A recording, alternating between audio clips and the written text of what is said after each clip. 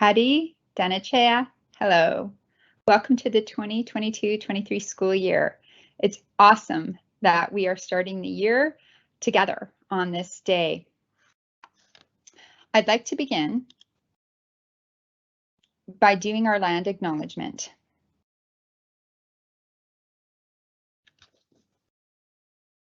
We respectfully acknowledge that School District 57 resides on the unceded ancestral lands of the Lheidli T'enneh First Nations, the traditional territories of the McLeod Lake Indian Band and the Simpcw First Nation.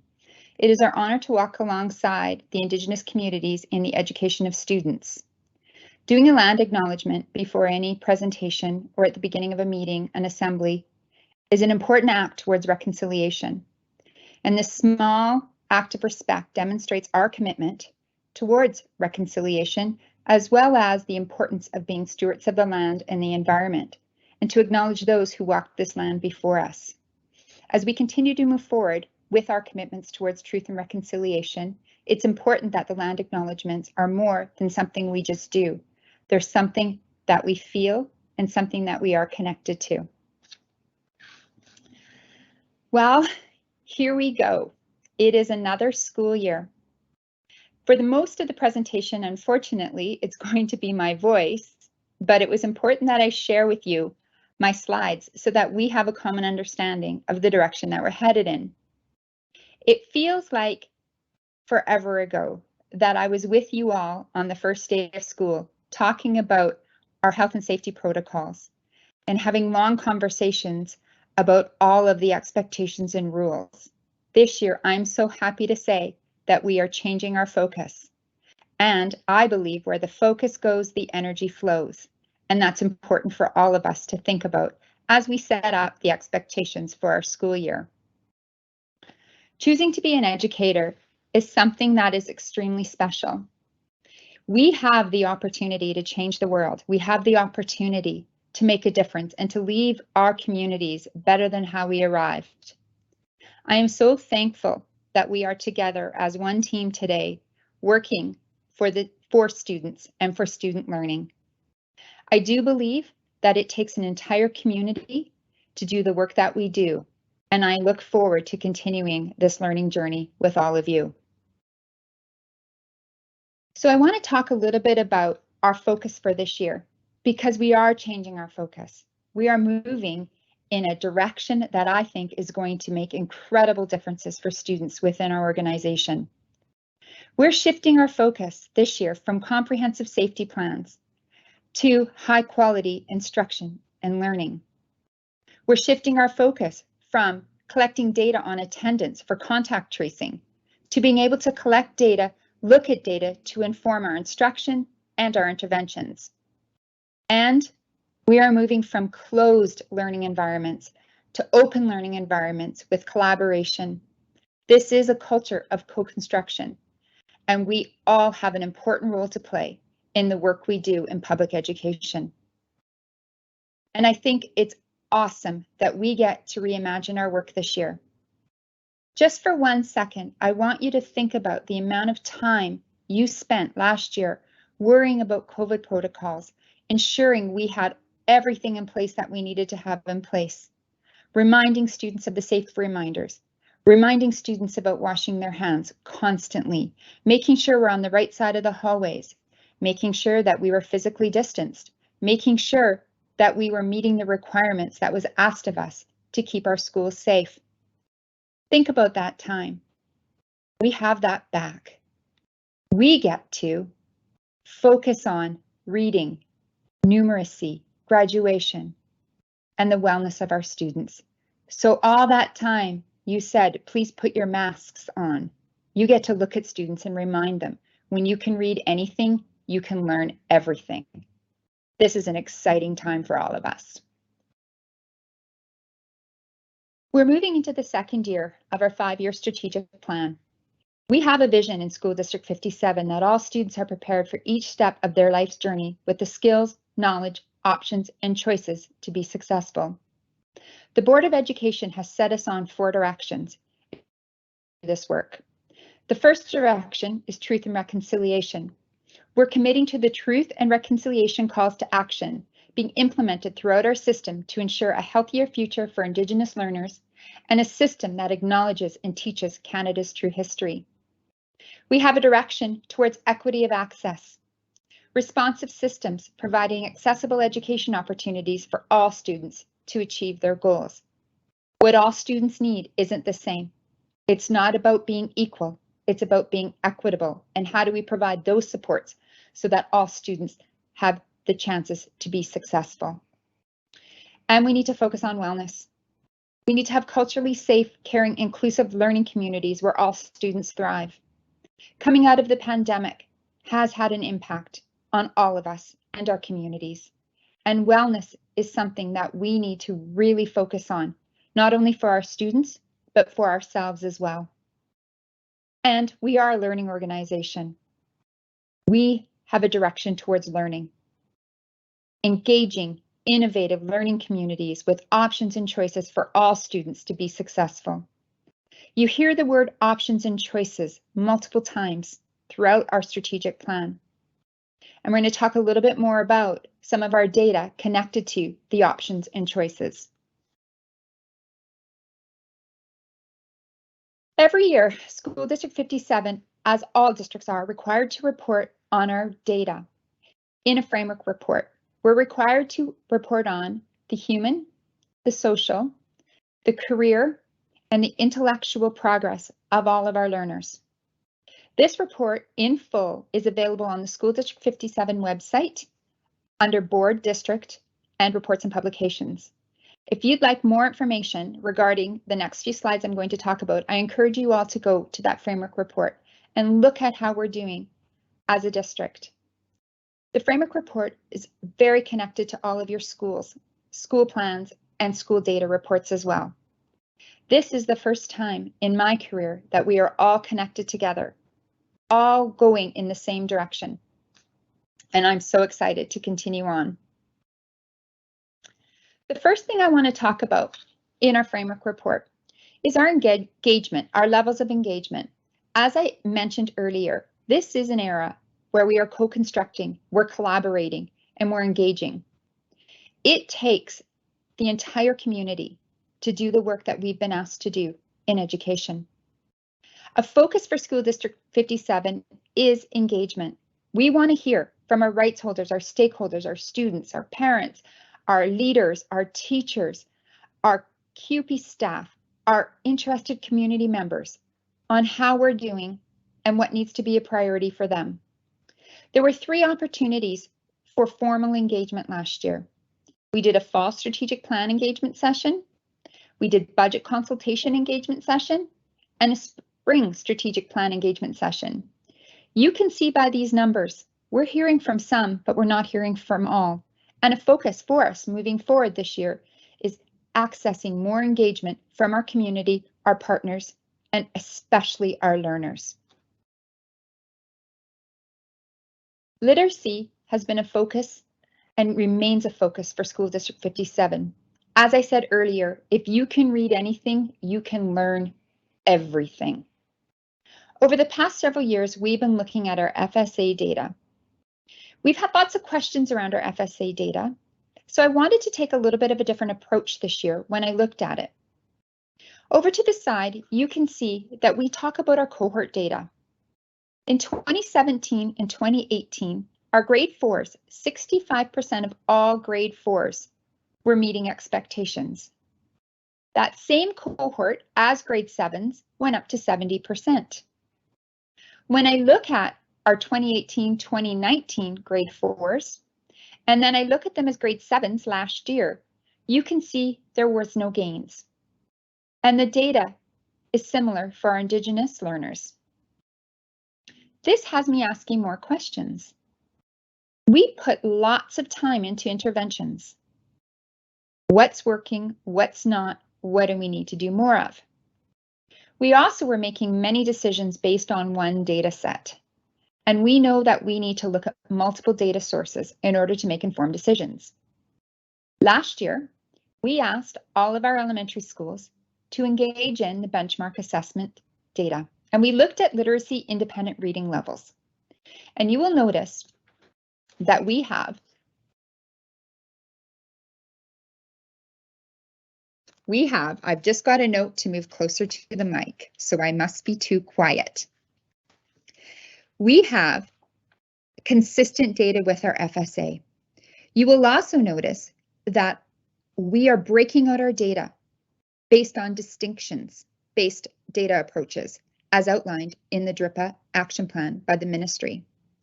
So you will see here, all students on track means independent reading levels for what we would say grade level is consistent with what we're seeing with our FSA data. There's lots of unpacking that we can do here, and I encourage you to look for this data at your school as well. And then we have our literacy grade 10 graduation assessment. This data is consistent with what we're seeing in all of our other assessments. So literacy is definitely a focus that we need to continue working on. And as teachers, doesn't matter what we're teaching, we're all teachers of literacy. We're all teachers of reading, because if you can read anything, you can learn everything. We also spend a lot of our time focused on early learning. Many of our schools participate in the early years evaluation assessment. The research has shown that the domains assessed are indicators of children's literacy development and their success of school. I want to point out a few highlights and something that we need to be proud of when we look at the early learning work that we're doing. When we look at language and communication, we know language and communication is something really critical to learning to read. In the fall, 23 students had significant difficulties on that domain. In the spring, only 5 students. When I look at appropriate development for language and communication, you will see 61 students had the appropriate development. In the spring, 92. That means 30 more students have the readiness skills for reading.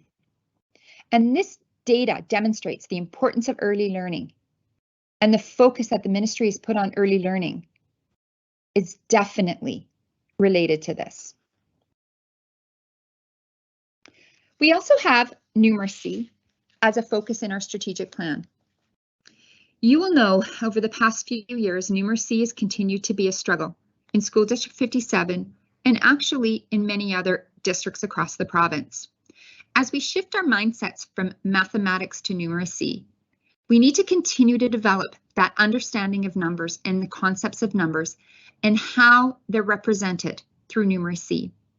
Again, we look at our cohort data. You will see if we know a student is struggling in grade 4, they're still struggling in grade 7. This is an indicator to me that we need to look really closely at our interventions and our instruction of numeracy within all of our classrooms. So much like our literacy data, we wanted to look at another data source.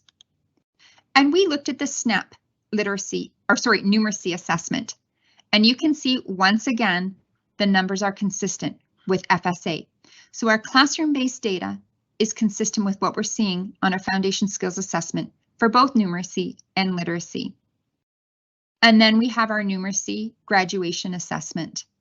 And you will notice that many of our learners are unsuccessful on that numeracy assessment. There are many opportunities to help us with this, and we have great work to do, and I'm excited about the work moving forward this year. Wellness and equity is something that we talk a lot about, especially coming out of the pandemic. We looked at data. Are students feeling safe? Do students feel like they belong? Do students feel welcome? None of this data tells a positive story. And have grave concerns around how our students are feeling when they're in our classrooms. I know you are all doing incredible work to build those learning communities. And I do believe COVID had a huge impact on all of this data. And a focus this year can be, how do we welcome those students back? How do we create those safe learning environments where everybody feels welcomed and belonged? I look forward to seeing all the wonderful things you're doing in your schools throughout the year. We looked at another data source beyond the student learning survey, just to see, is this consistent? Last year, our grade 5 and 8 students participated in the middle years instrument, the MDI, they're calling it. And we looked at two data sets, one being an asset and one being our students thriving. The first chart at the top looks at the assets. And what it indicates to us is that if students have positive assets, they're going to be more successful in school.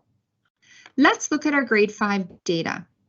MDI measures adult relationships as an asset, peer relationships as an asset, participating in after-school activities as an asset, and nutrition and sleep as an asset. I know you're all looking at this data the same way I did. 57% of our students in grade 5 have the asset of nutrition and sleep. That means 43% of our students come to school without proper nutrition and proper sleep. When we move over to looking at our grade 8s, you will see fewer students have the relationship asset, fewer students are participating in after-school activities, and 55% of our students come to school without the proper nutrition and sleep to be successful. We then looked at our grade 8 school experience as measured by the MDI. Through our research last year, we discovered that many of our students struggle with the transition from grade 7 to 8. I know, not a surprise to any of you. But we went through historical information of our students and tracked their progress from kindergarten all the way through and saw a significant shift for many of our students at grade 8. This instrument measures the academic self-concept for children and students who see themselves as academically able to be successful and confident at school and that they can learn. We also looked at the school climate, the overall tone of the environment, including the way teachers and students interact and how students treat each other. And then the last one they look at is school belonging. We're looking for levels of green. 65% of our students indicate a high sense that they can learn and be successful in school. That means 35% of our grade 8s do not see themselves as being successful at school. When we look at our school climate, 29% of our students have a high sense of how they're feeling about their school environment. 70% of our students would say people don't care about each other in their school. And then school belonging. I feel like I'm important to this school. 30% of our students indicate that that is high, where they feel like they are important to the school. So again, we have our student learning survey data, which is consistent with our MDI data. The last area that we report on is in relation to graduation. We have a vision of students having the skills, knowledge, options, and choices when they leave our system and being prepared for their next steps. We're also being asked to report out on our 5-year completion rates. I do not have the 21-22 completion rates, so these are based on the 2021 school year. When you stand back and you look at this and you look at the years over time, you'll see a slight increase. But I can tell you we are below the provincial average for all residents, for Indigenous students, non-Indigenous students, children in youth and care. You will notice that children in youth and care have a 20% rate of graduation within 5 years of starting grade 8. This is very concerning. We need to do more to provide interventions and supports for these students, and we need to continue to develop our relationships with our community to help us with this work. So when we talk about skills, knowledge, options, and choices, something we learned through our engagement was that many parents and students say you wait too long before kids start seeing themselves as being successful.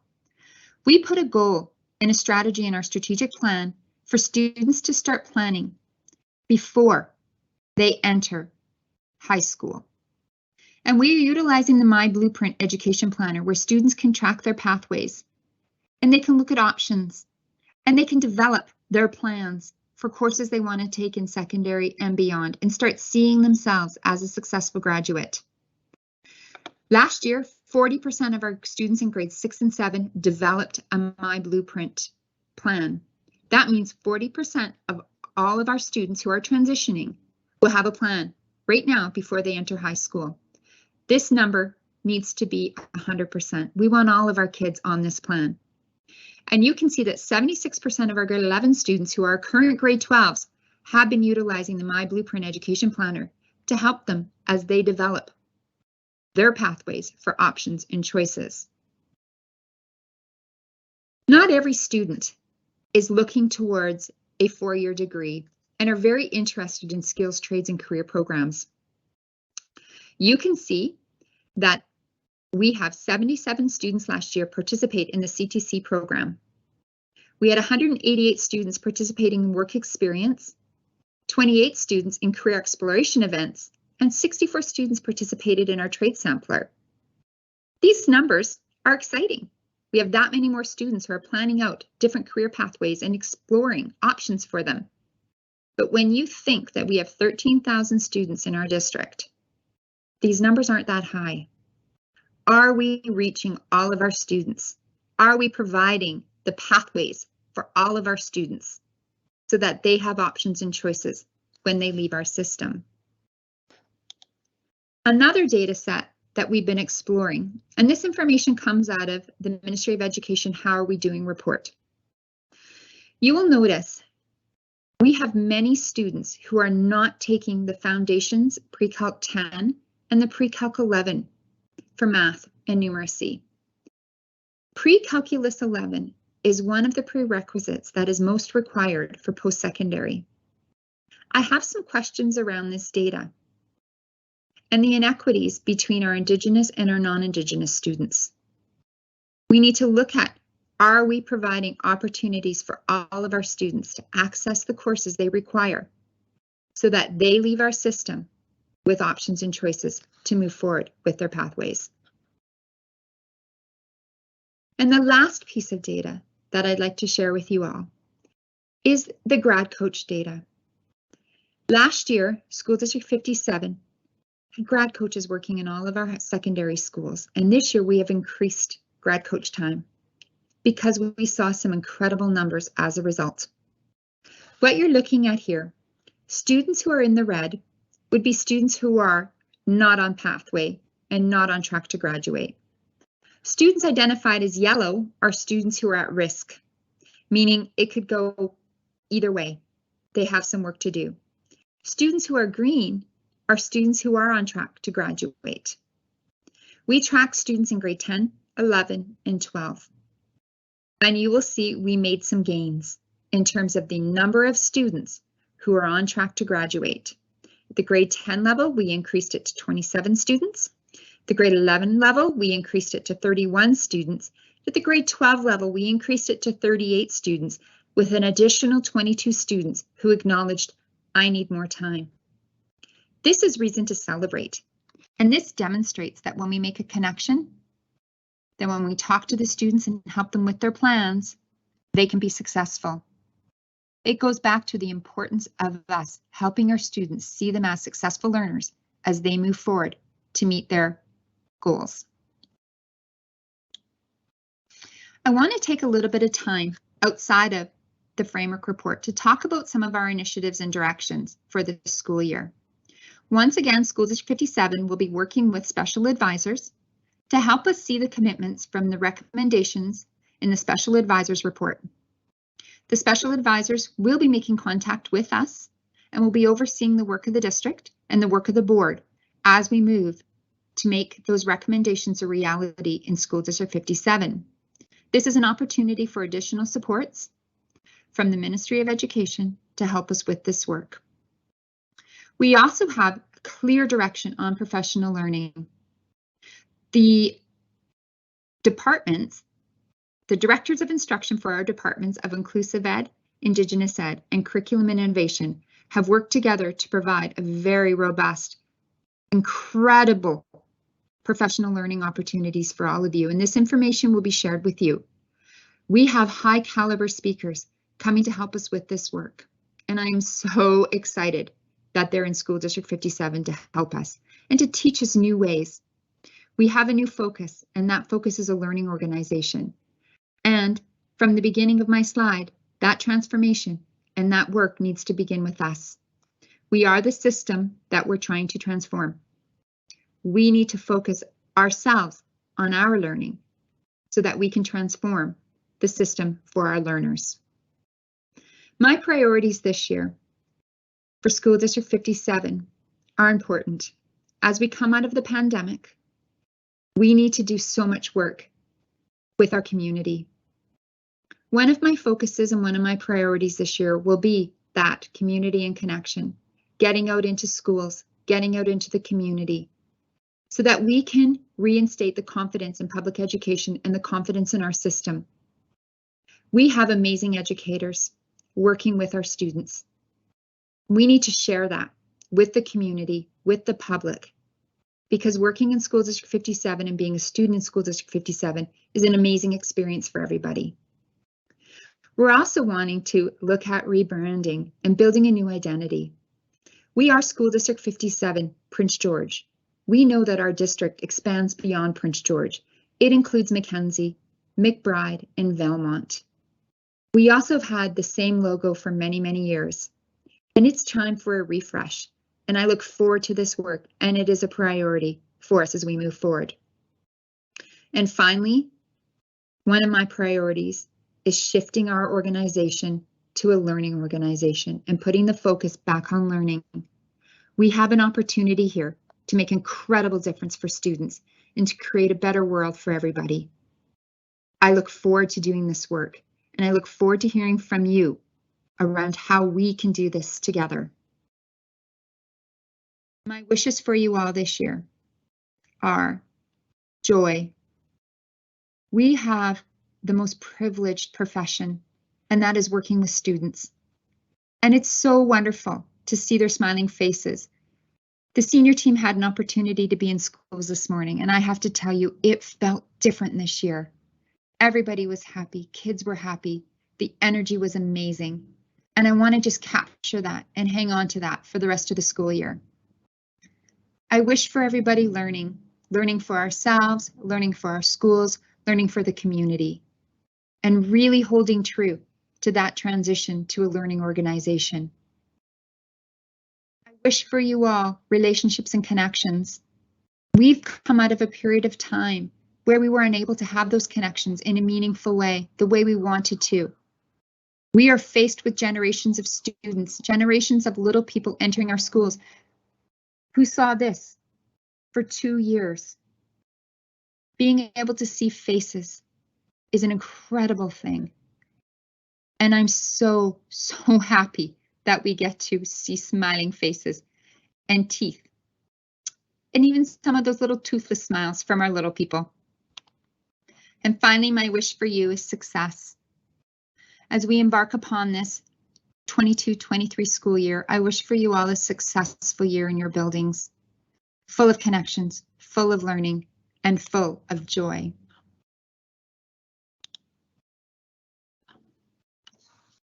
So, on behalf of the school district, on behalf of the senior team, welcome to an incredible year. We are so lucky to have you all working with us in the service of student learning.